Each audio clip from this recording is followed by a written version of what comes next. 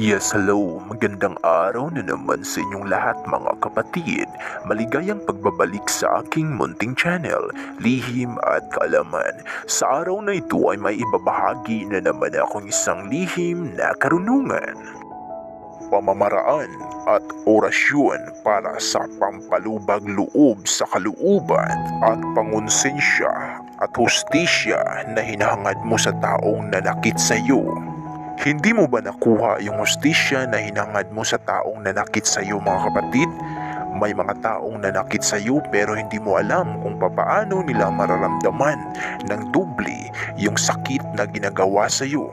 Minsan may mga bagay na ayaw natin gawin pero nakakagawa tayo ng desisyon dahil tayo ay nasaktan. Iba't iba man ang mga dahilan pero labis ang sakit na nagdulot ng maraming bagay para ikaw ay bumagsak.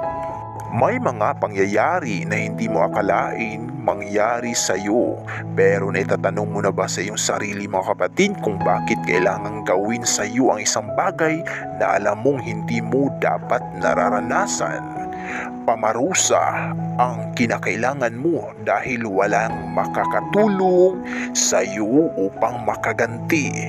Pero bago po tayo magpatuloy, kung bago ka pa lang sa aking channel at gusto mong mga ganitong videos o usapin, mag-subscribe na po at pindutin ang bell icons para lagi po kayong updated sa tuwing may bago po akong upload na videos. Maraming salamat po.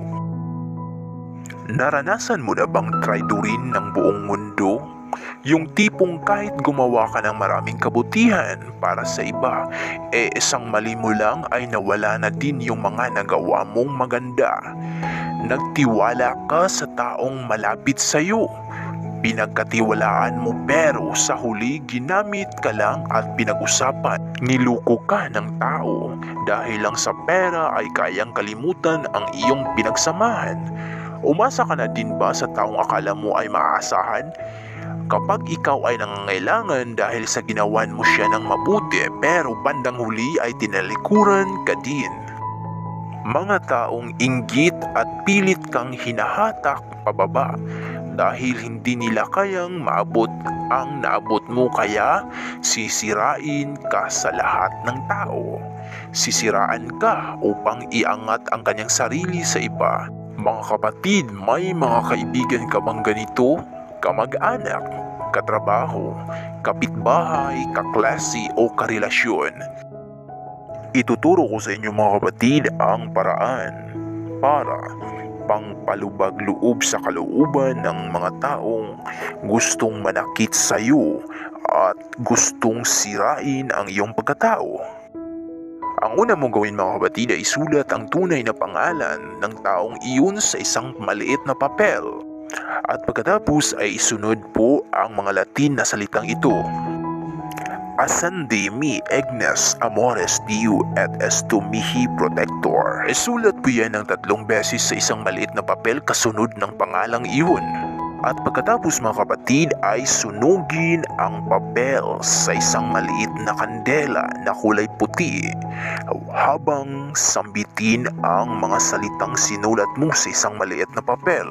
Sambitin mo kapatid ang pangalan at apelyido na tunay at sambitin ang nakasulat na orasyon. Ang Ascende mi ignes amores Diu et estu mihi protector. Sambitin mo yan ng 3 beses habang sinunog mo ang isang maliit na papel sa isang kandila. Gawin po ito sa araw ng Martes, Biyernes at Martes. Dapat po kapatid na walang padlang na magkasunod ang Martes, Biyernes at Martes. Gawin po yan mga kapatid na walang nakakaalam kahit sino. Hanggang dito na lamang po mga kapatid at sana po ay may natutunan na naman kayong mga lihim na karunungan. Maraming salamat sa panonood hanggang sa muli po mga kapatid. Thank you so much and God bless sa ating lahat.